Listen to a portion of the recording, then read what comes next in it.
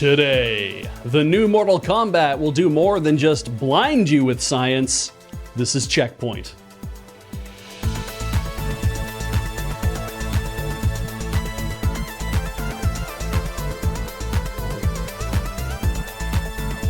Welcome to CheckPoint, and you're still here. Yep, I figured I could keep hosting here under Microsoft's new arts funding program.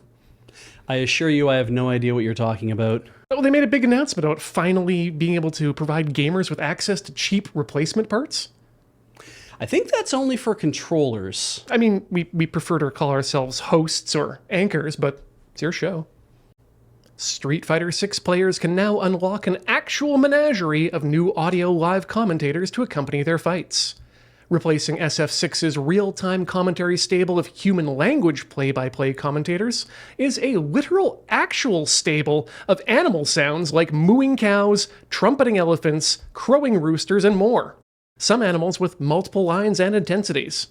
Players unlock the Easter egg by inputting a series of controller commands, which are a reference to a code used on the Super Nintendo release of Street Fighter 2. If input correctly, during the face-to-face screen, a chime will sound, and during the fight, the crowd will literally go wild.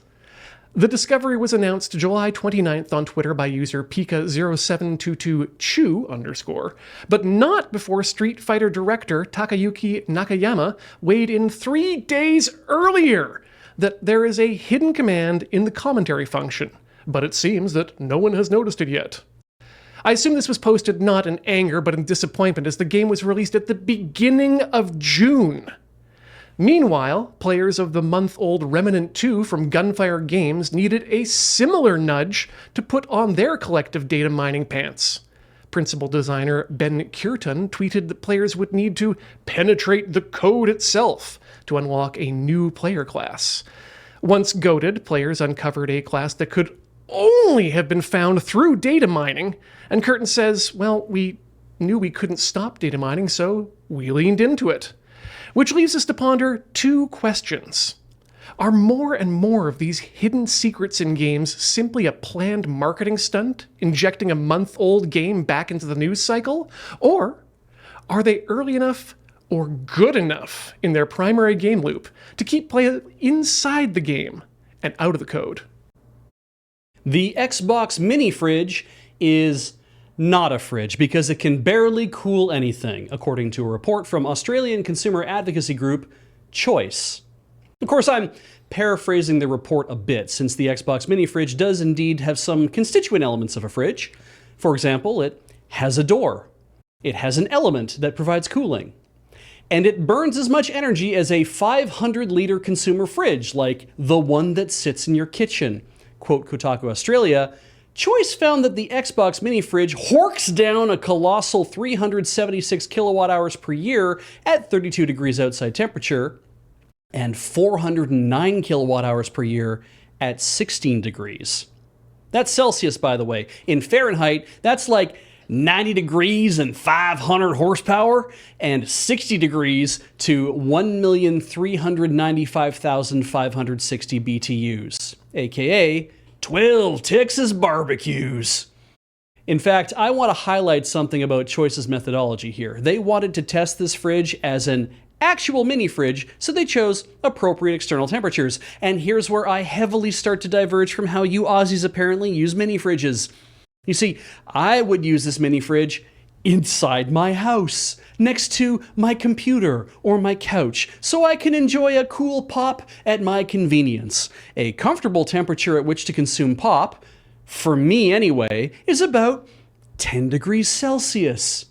You maniacs, on the other hand, cool your pops to 21 degrees, which is Canadian room temperature and was Choice's target, and a comfortable room to you is 32 degrees, aka on the fucking sun. And your cold season is astounding to me. 16 degrees? Have you lived a life without ice? I left Alberta's sub-zero bullshit and moved to Victoria so I could enjoy the balmiest winters in Canada, which hover around 5 degrees outside. And I do that indoors, where I have the thermostat set to 19 degrees, literally the coldest I can stand it in my own house. If God made Arrakis to test the faithful, then he used Australia as the boundary conditions.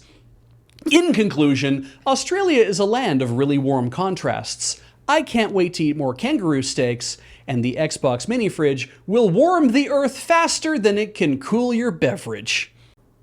Mortal Kombat has been ripping the spines out of our hearts for over 30 years with their game-ending fatality moves. What started with the humble beginnings of decapitation, heart rip, cartwheel uppercut, electric decapitation, spine rip toasty, and kiss of death have culminated in Mortal Kombat 1's Liu Kang's new godlike powers. What powers, you ask? Well, to teleport your opponent to space and watch them get spaghettified by a black hole that you just created with a snap of your fingers. Which leads me to wonder, do the numbers add up here? If we agree with FanWiki that Sub-Zero is 1.88 meters tall and has a mass of 95 kilograms, we can estimate by their relative positions that the radius of Liu Kang's hole is 1.2 meters, meaning a simple uncharged massive Schwarzschild black hole would be about 8.12 solar masses. If Kang is holding his sub just 3 meters from the singularity, with the tensile strength of cortical bone averaging 110 megapascals, and a density of 0.0074 kilograms per square centimeter, then Sub-Zero is experiencing tidal forces exceeding 6.25 times 10 to the 14th power Earth's gravity. So yes, this will kill the man. Now, we've yet to take into account the rotation of Liu Kang's hole, nor the flow rate of Sub-Zero's chum being snaked away from him pre-degloving, or how gravity's effect on time would only lengthen the fatality's cutscene to any outside observer. In the end, one question remains. Does this move absolutely rule? In this reporter's trusted opinion, hell yeah. This just in, Nintendo owns the word Picross. And if you're like me, that news just made you stop filling blocks for a second and realize you've never seen the word Picross appear on other nonogram games on other platforms. 2025 marks the 30th anniversary of Picross, and Jupiter Corporation really wants to celebrate it. If you don't know Jupiter, they own the systems behind the Picross games, which is why they make all of the games titled Picross on Nintendo systems. And wow, they make a lot of them. Jupiter is finding it increasingly difficult to work with Nintendo, with a source reporting that it's harder to get Nintendo to say yes. Elaborating further, Jupiter's managing director Norichika Meguro stated, quote, "Going through their approval process has become more difficult than ever, so the easier way to work with Nintendo is to publish something with your own IP, not the other way around, where a developer pitches Nintendo and waits for Nintendo to provide the IP to make the collaboration happen." So it's likely a problem using Nintendo's own IP, like Mario, Zelda, Metroid, etc. But Jupiter, remember, released Zelda Twilight Princess Picross for the 3DS back in 2016, and Pokemon Picross before that in 2015, and Mario's Picross for Game Boy in 1995, and Mario Super Picross for Super Famicom that same year. By the way, you can play Mario Super Picross on Nintendo Switch Online right now, so I don't think this is about Nintendo having a beef with Jupiter. I think it's Nintendo's general recalcitrance to licensing out their IP, unless it was their idea in the first place, or they heard a really good pitch, or someone's horoscope that morning said that as an Aries, your lucky item was a new rhythm game based on The Legend of Zelda. So what tripped up Jupiter? The answer is simple. They pitched Mario's Nude Picross. All puzzles come pre-pixelated, so no worries about tripping any mature rated filters. A revolutionary title exploring an area of gaming we never thought to consider, and now I can assume erotic nonograms are out of the question. I stand corrected. I stand uncorrected.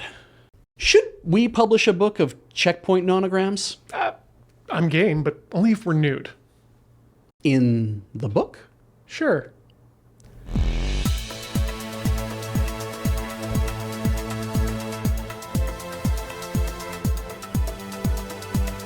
Coming up, Call of Duty has a special new boy. Yes, it does. Who's a good boy? Who's a good boy? Yes, it's you. Good boy, Merlin. Good boy. Who's a handsome boy in his black and gold suit who's going to get strapped to the player's belt? You are. You're never going to die. No, you're not. And who's going to get that Black Cell Pass? Who's going to get the Black Cell Premium Pass? Yeah? You? Is it you? Oh, get the Premium Pass. Get it. Get it.